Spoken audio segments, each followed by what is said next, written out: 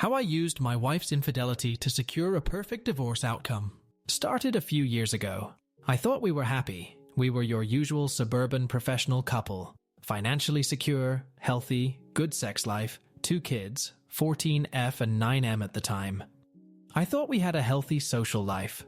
We were going through one of your typical married couple rough patches. Both of us were working long hours, not spending enough time together. We were going through some developmental problems with my son, and tensions in the house were running a little high. I noticed that she was spending a lot more time on her phone texting with her girlfriends. I didn't think much of it. I started making a much more concerted effort to get out of work when I could, help around the house and be more emotionally available, but over the course of a few weeks the gulf just kept getting wider.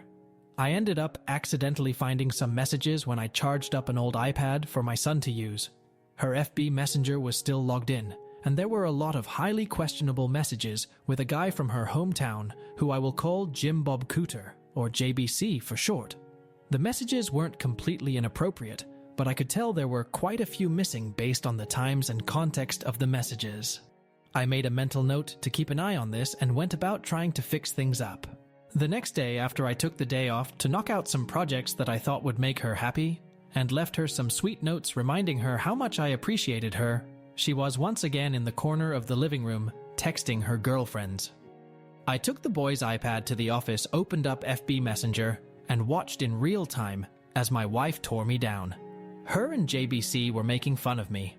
All of my flaws, insecurities, and secrets I entrusted to my partner were now fodder for her and JBC. Not only that, but while there wasn't outright sexting, there was a sexual undertone to the whole conversation, especially when she was bashing my performance in the sack.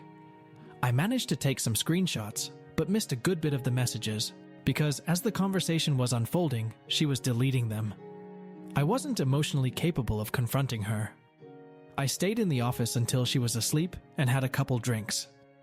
I took off the next day and spent some time soul-searching, drinking, and trying to figure out what to do. The wife came home and wanted to know what was wrong, and I just coped out and told her I had a bad day.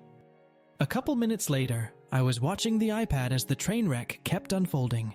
So began a couple solid weeks of taking screenshots, drinking, and detaching myself from the relationship. I knew there was no going back from this. The messages were now overtly sexual with my wife completely into it, and JBC was sprinkling in I love yous. I consulted a lawyer and got my options and started moving forward. Here's where everything got absolutely surreal. Watching the messages, I found out JBC was coming to town to spend a weekend of quality time with my wife in a pretty nice hotel. I was missing a good bit of the info. They must have had a phone conversation about it at some point, but I was able to infer enough to get the when and where. Sure as shit, the next day the wife is buttering me up and wanting to take a spa weekend with the girls to relax. And when she gets back, we can really focus on our marriage. I go with it all the way. It's the greatest idea she's ever had, and I'll do anything to get us back on track. I get with the lawyer and have him draft a strong separation agreement stating that she would move out, she would get weekend visitation, no child support in the interim until the divorce is final. Then I sit through the most agonizing 2 weeks of my life. After all this, most of my feelings for her are completely gone, and I'm just seething with anger like I've never felt before. D-Day arrives. I take the day off work. I withdraw half of any money in any accounts we are joint on, leave her half alone. I had already redirected my paycheck to a new bank. I close our money market account and get a cashier's check for her half and deposit my half in my new account.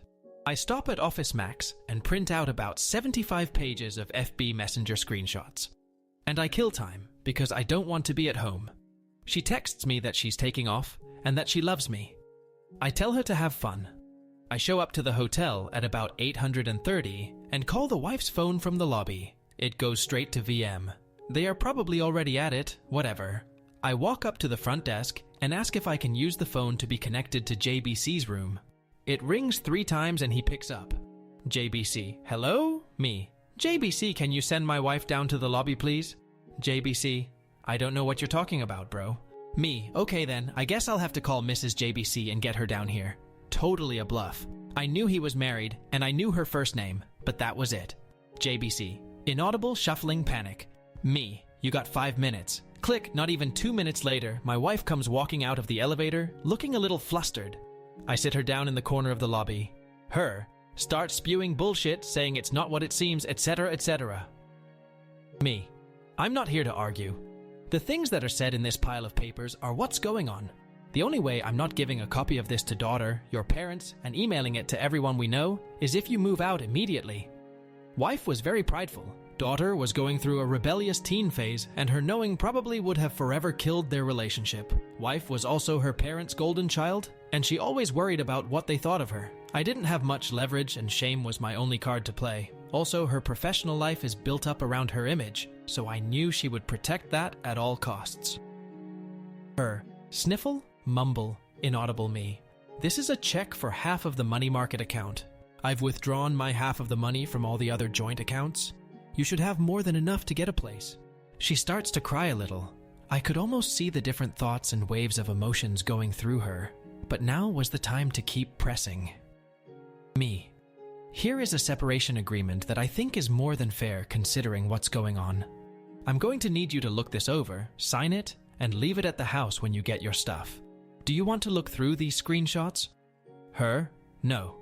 Me. Okay. Go have fun with JBC. Do not come back to the house or I'm going to send this, holds up ream of screenshots, to everyone. I bounce out of the lobby, and I can hear her start to have a breakdown. I get to the car drive off to a parking lot and have my own crying rage fit. Previously, I would have cried in front of her and yelled and whatnot, but I managed to get my shit together enough to pull it off. I don't know what she did that night or over the weekend. She texted and called over and over wanting to talk. I just turned the phone off, and by the time Monday afternoon rolled around, there were movers getting her stuff, and she delivered the agreement. I let her have a talk with the kiddos, basically saying mommy and daddy need some time apart. We still love you, etc., etc. Standard divorce talk. After a week, she wants to have a real talk for the first time. I oblige her because I've already got my shit together and I've got an idea of what I want, but I should hear her out. She's so sorry. She wants another chance. She wants her family back. She'll do anything. She's on her knees crying into my lap. I have no intention of ever taking her back. I tell her she needs to set up marriage counseling on her own at a time that works for me. I tell her that I can't live with her, but she should be around the children to try to maintain a relationship with them. So starts our new normal of her coming over the house, cooking and having dinner with the kids 3 nights a week. She always saved me a plate. I made myself scarce. Her cleaning the house and doing the kids' laundry, then heading back to her place. We went to counseling. It consisted of her working through her issues with the therapist, trying to figure out why she did it, her begging for forgiveness, and me stoically playing the victim. I was never going to give her another chance. All I wanted to do was kill time, establish myself as the primary caregiver to the kids, and establish her as not having residency in the house.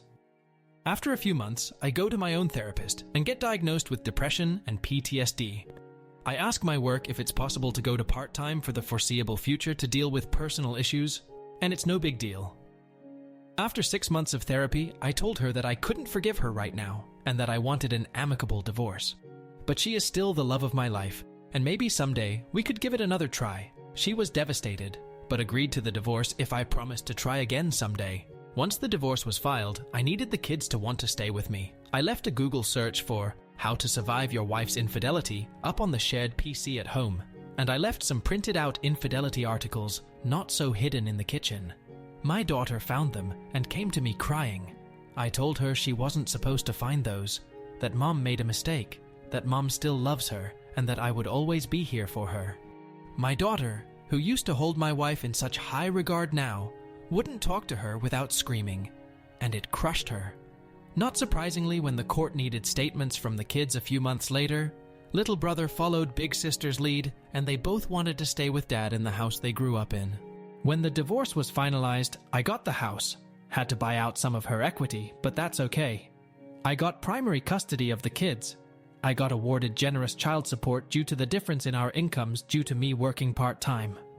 Now for the last 2 years, I've gotten to live in the house with my kids, work part-time, get the now ex to subsidize it for me. And when she takes the kids over the weekends, I get to have my fun with Tinderellas and some FWBs I've cultivated.